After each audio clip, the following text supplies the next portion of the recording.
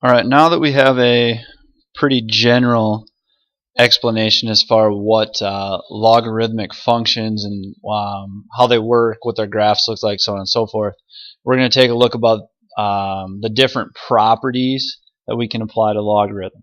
Okay, so basically what we're going to do is we're going to look at different properties that we can use to simplify them, and then we're going to look at how we can translate or use what's called the change of base formula to be able to actually, it helps us evaluate things that are not base 10s, okay, or something that originally you might not think you can use your calculator to evaluate, but after using a change of base formula, we can actually use our calculator to figure out what the actual value of a logarithm is.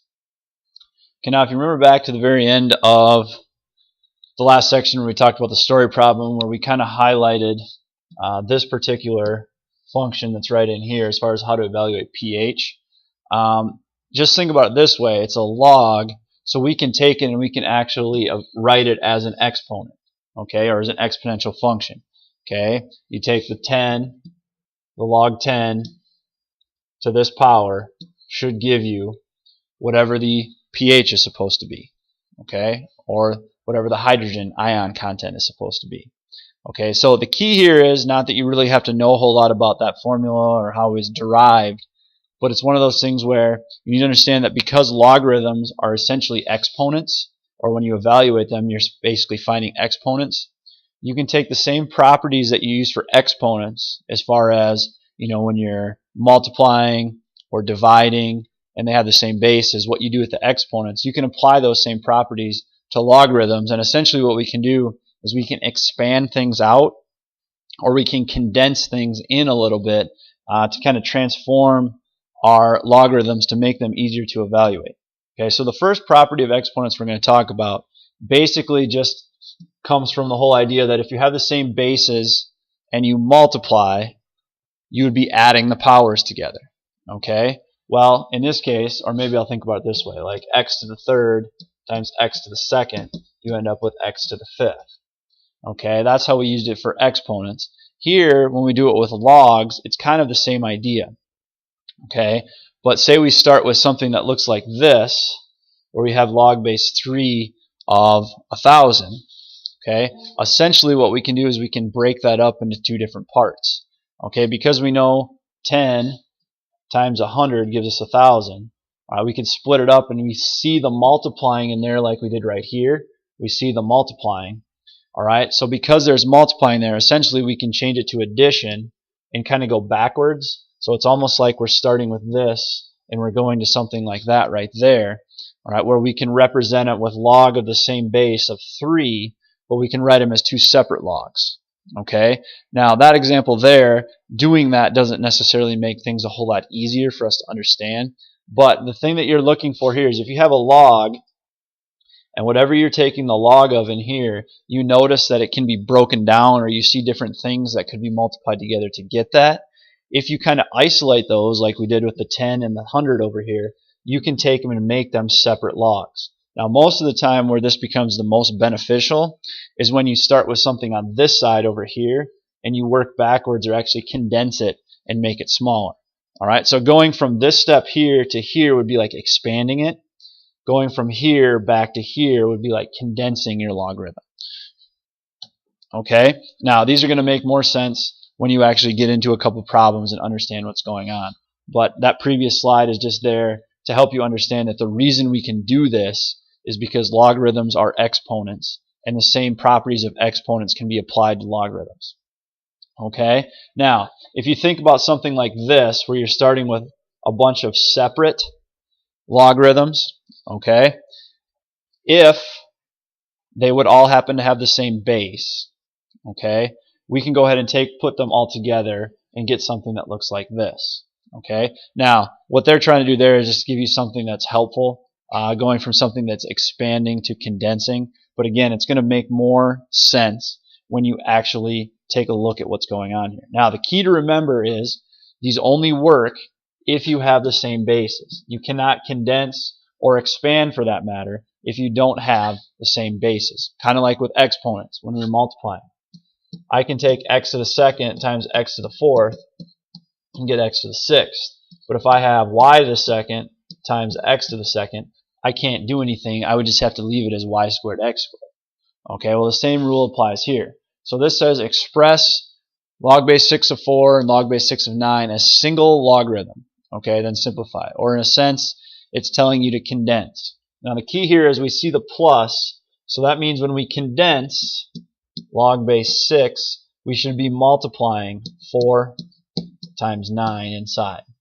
Okay, remember addition and multiplication go together. So essentially I have log base 6 of 36. Now it says simplify. So we'd be thinking about what exponent can I raise 6 to in order to get 36? Well, the answer to that is 2.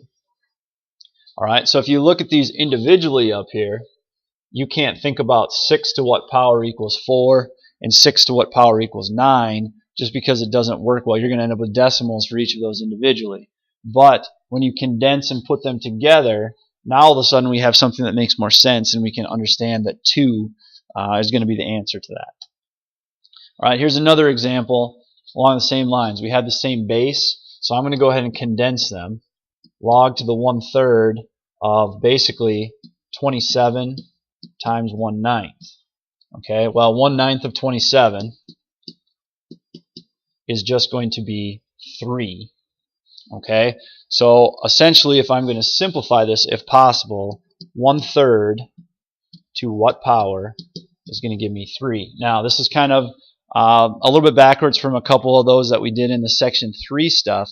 If we're starting with a fraction as our base and we're supposed to get to a whole number, that indicates that again the exponent is going to have to be negative. Now because the 3 isn't changing, we're probably looking at a -1 here. Alright, so 1/3, it's a weird 1/3, to the -1 should give us 3. Well, if you think about this again, everything inside would have to get raised to the negative first.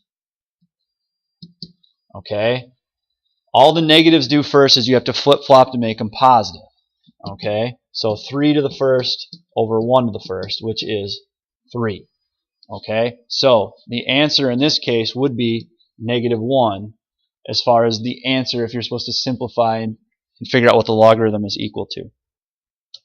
Alright? Now, we talked about the whole multiplication and what it means for adding exponents together and also adding logarithms together.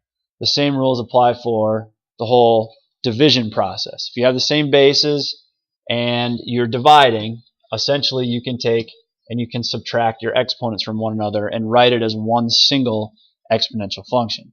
The same rule is going to apply when we're doing logarithms. Okay, now here's another example.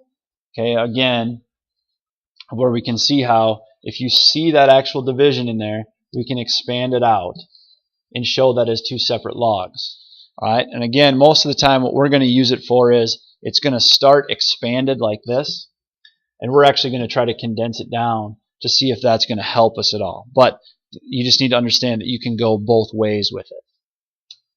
Alright, so express the log base 5 of 100 and log base 5 of 4 as a single logarithm, simplify if possible. So again, if you're looking at what we originally start with, you wouldn't be able to evaluate either of those logs individually without getting decimals, fractions, stuff like that. Okay, but because we see this minus sign in here, we understand that minus, when it comes to exponents, means there has to be some type of division going on.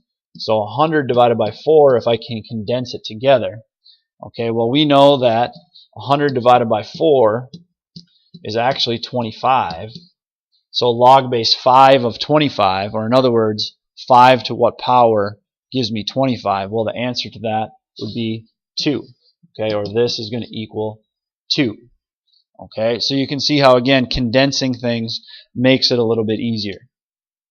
Okay, here's another example. Okay, individually, you know, we could probably actually evaluate these individually fairly well. Okay, 7 to what power would give me 49? Well, 7 to the second, so that would be 2. And then if I have the same base as I do the number I'm taking the log of, it's 1. So essentially 2 minus 1 would give me 1. Now, it's actually telling us we should condense this, which we can. We see the subtraction in there, so that means I'd be taking the 49 and dividing by 7. which gives us log base 7 of 7, which equals 1. So in either case, you get the same answer. But the whole idea of condensing is it should make things a little bit easier for you in the long run. Okay? Now, the next one that we're going to talk about here deals with exponents. Okay? Or essentially, if you have a power in your logarithm, or in what you're taking the logarithm of, like we do right here, instead of taking 10 times 10 times 10 and doing it that way and getting a really big number in there, we can actually take that exponent and we can write it out front. Okay, so then we can evaluate whatever the log of 10 would be, which log base 10 of 10 is 1. Take it times 3, we just get 3, as opposed to having to evaluate 3 separate logarithms and work that route. So essentially what this is saying over here is the number you're taking the log of, if it's raised to an exponent, we can take that exponent and we can write it out front and kind of make things a little bit easier on ourselves. Alright, so what I'm looking at right here is just going to be, I see the exponent right away, so I'm going to say 6 log 2 of 32. Okay, well, 2 to what power gives you 32? Okay, well, we know 2 to the third is 8, 2 to the fourth is 16, 2 to the fifth would be 32. So this part right here is equal to 5. So 6 times 5 would equal 30 when you evaluate that whole thing. Okay, again, 2 to the fifth power would give you 32. So that's why I have 5 right there. All right, here, again, it's one of those deals where having a 20 there is not very helpful. So I'm going to write it out front because the property tells me I can do so. All right, now I'm thinking about 20 times whatever 8 raised to some certain power is supposed to give me 4. Okay, so 8 to what power? We're looking at something that is less than the original base that we have. So we'd be looking at probably having to have a fraction here. Now the other thing you have to remember about some of this stuff is like 1/2, 1/3, so on and so forth as exponents is the same as like a square root or the same as a third root. Okay, so in this case here, if I'm 8 and I'm trying to get down to 4, 8 to what power gives me 4? It's not really the easiest one in the world. We could probably go back to the top here. Think, what if we did this to start with instead? Instead of saying 4 to the 20th, we could say 4 is actually 2 to the second, and then that's raised to the 20th. Okay, so that would actually give me like 2 to the 40th in there. So we kind of get rid of this stuff here for a second. Essentially what this is saying is log base 8 of 2 to the 40th. Alright, we could take and write that 40 out front. Now if you have 8 to what power gives you 2, this might work out a little bit better because the cube root of 8 would be 2. No, it's not. Okay, that's just one of those where we're not going to be able to simplify a whole lot. Okay, we can bring, like we had right here actually, we can bring the 20 out front, but we can't really simplify much further than that. Okay, you kind of look at it a couple different ways, but when you get into that situation of 8 to what power is supposed to equal 4, well, even if you think about taking like a 1/2, you can't take the square root of 8. If you do take the third root of 8, well, it would be 2, so we could make that work, wouldn't it? All right, so 8 essentially to the 1/3 power would equal 2. So this part here is 1/3, so 40 times 1/3. All right, not probably going to come out to be a whole number, so you could probably write it as 40 over 3 if you wanted to, or what's that going to be, 13 1/3. All right, so again, it's just one of those where you kind of have to look at it from different perspectives and see if it's going to work. When we were right here, 8 to what power equals 4, you're not going to get something that's a whole number, so that doesn't really help out a whole lot. And even the fractions, if you take the square root or basically raise it to the 1/2 power, you're not going to get an even number. You're going to get a decimal. If you take the 1/3 power of 8, or basically the third root of 8, you get 2, but that doesn't help us out in this case. So that's why I went back and I kind of adjusted this here a little bit. Okay, so again, some of those you'll have to think about, and it'll work out a little bit better after you've done a couple examples, so on and so forth.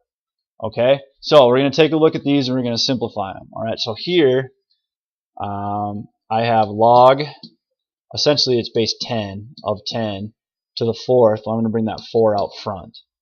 Okay, well, log base 10 of 10 is 1, so I have 4 times 1, which is 4. Okay, and again, remembering this part right here, that if you have the same base and the number that you're taking the log of, you're going to get 1, because 10 to the first power is 10. That's why I have the 1 down here. Okay, over here, we're looking at kind of something similar. Okay, I'm going to bring the 2 out front, log base 5 of 25. All right, so 5 to the second power would give me 25. So this part right here is actually equal to 2. So I fill the 2 in there, and I get 4. Okay, so fairly easy in that sense to make that work. Okay, here we're going to go ahead and we're going to take that 5 out front. So 5 log base 2 of 1/2. Now again, the base is a whole number.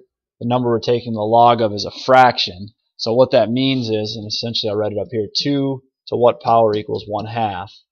Okay, it's going to have to be, x is going to have to equal -1. Okay, negative to flip it over, 1 to still keep it at 2.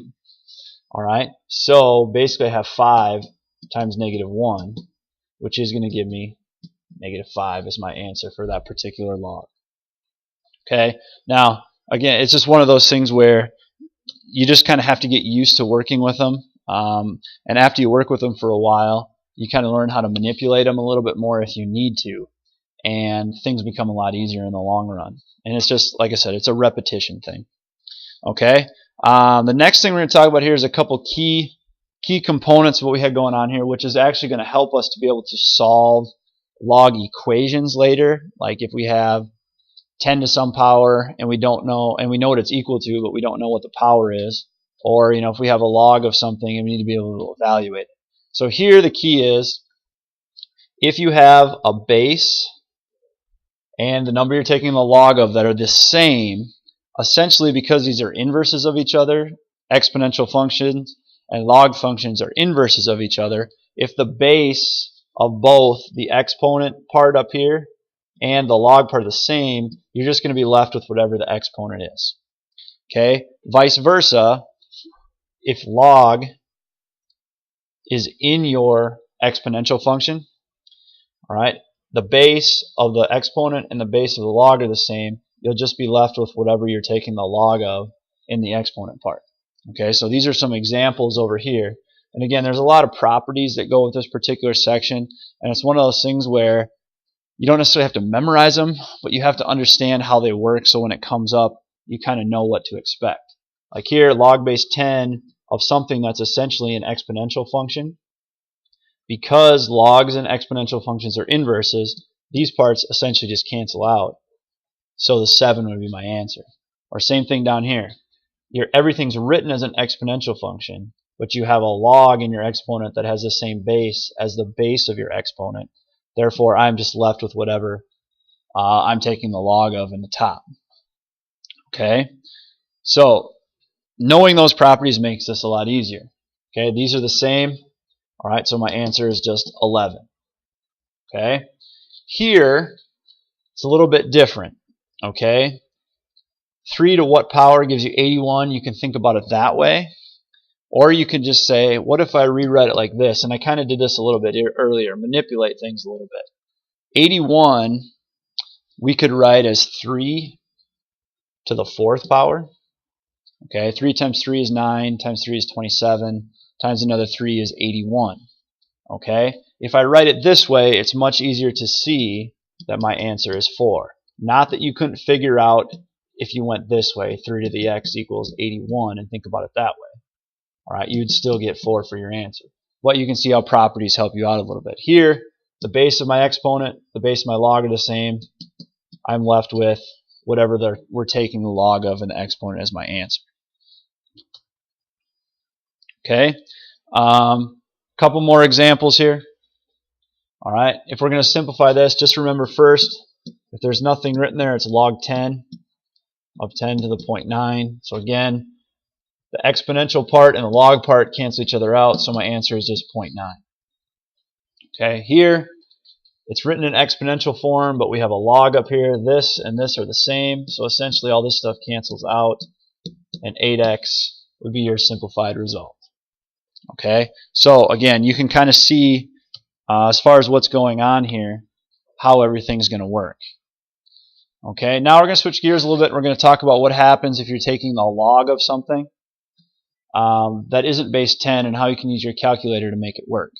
Now, the example they're using here on the right is just one way you can do it.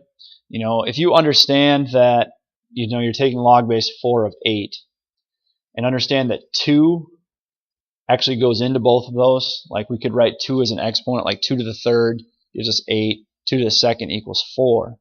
We could make something like that work. The other way is just to simply use your calculator and say log base 8 divided by, log 10 of 8 divided by log 10 of 4 will give you the same answer that evaluating this stuff would give you. And I think in this case, using your calculator is probably a lot easier than trying to go the other route. So to use your calculator, you just go log of 8 divided by log of 32, and you'll probably get a decimal answer, but that's not the end of the world. Okay, so what I could do here is I could just say log of 8 divided by log 32, you get 0.6. Okay, nothing more, nothing less. 0.6 would work for your answer. Now, as far as doing this one the other way, you could see that 8 and 32 could both potentially be achieved by taking 2 to some power. And this is where I think this part's a little bit more confusing. But if you went log 2 of 8 over log 2 of 32, okay, because I gave them the same base here, this would work also. You just have to think about, okay, log 2 of 8 is 3, log 2 of 35 is 5, so you get 3 over 5, which is the same as 0.6. I think the calculator part is a lot easier. This part over here makes you think a little bit more in terms of how you can change the base to something other than 10 and use your properties to make things work. Okay, here's another example. All right, we're going to go log of 27 divided by log of 9. Okay, if I do that, I use my calculator, log of 27 divided by log of 9. I get 1.5. Okay, the other way to think about it would be to say 9 and 27 can both be achieved by taking 3 to some power. So I'm going to make 3 my base and say log 3 of 27 divided by log 3 of 9. Well, essentially, 3 to the third power gives you 27. 3 to the second power gives you 9. 3 over 2 is the same as 1/2. Again, the calculator part, much easier. The part on the left over here requires a little bit more thought in terms of understanding that 9 and 27 can both be written as exponents with 3 as the base. Okay? Now, we are going to talk about one story problem here, and it's not really that complicated. It's going to talk about using the Richter scale and all that stuff. Okay? Again, it's one of those things where don't get freaked out because it looks like a story problem or it is a story problem. It's just one of those things where we have to read and understand what you're filling in for. So, basically what you're looking at here is how many times as much energy did the earthquake release compared to the 6.9 magnitude earthquake that struck San Francisco in 1989. Okay, so essentially what we're trying to do here is we're supposed to take and compare the two here. So the 9.3 magnitude to the 6.9 magnitude. Now, the 9.3 and the 6.9 would get filled in for M and then we'd have to go ahead and solve for E to figure out the energy level that we have going on here. Okay, so what I'm going to do is I have 9.3, 6.9. All right, we are going to flip slides here a second because it'll be a little bit easier on the next one because I have a little bit more room. Okay, so if we start with the 9.3 one, 9.3 goes in for M. We have 2/3 log E over 10 to the 11.8. Okay, so first thing we would do is we would have to get rid of that 2/3. So I'd multiply both sides by 3/2. Okay, so essentially over here, this and this would simplify to 1. I have to take 9.3 times 3 divided by 2. So I'm going to get 13.95. And that's going to equal the log of E over 10, 11.8. Okay, now this is where our properties come into play. Okay, obviously this is log base 10 over here because there's nothing else written, which means at some point we can use our calculator if we need to. What I'm going to do is 13.95, and I'm going to use that division property. I'm going to say I actually have the log of E minus log of 10 to the 11.8. Now remember, again, these are both log base 10s, which again, using our properties, makes things a little bit easier. Okay, because over here, this stuff is all going to cancel out. So essentially, 13.95 equals log 10E minus 11.8.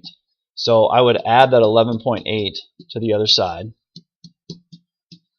All right, so what we're looking at here is 13.95 plus 11.8, 25.75. And that's equal to log 10 of E. All right, now here's the deal. Okay, once we get to this point, it's one of those things where you're essentially trying to think about 10 to the 25.75 power should equal E. Or we're going to take the log form and we're going to write it in exponential form. So 10 to the 25.75 should give us our energy level, or the energy that was associated with that. Okay, and again, I know we're used to seeing the log on this side and the number on this side, and usually we had an X in this place because we didn't know what it was equal to. Well, in this case, we actually know what it's equal to, so that's why it's 10 to the 25.75 power equals E. So 10, if you raise it to the 25.75, you get a really, really big number. 5.6 times 10 to the 25th. Okay, now the deal with this is this would be the energy associated with a earthquake that has a magnitude of 9.3. Okay, what it was asking for you to do is to compare that to one that had a magnitude of 6.9. So what you would need to do is you'd have to go back, and in place of your 9.3 up here, all right, you'd have to put in 6.9.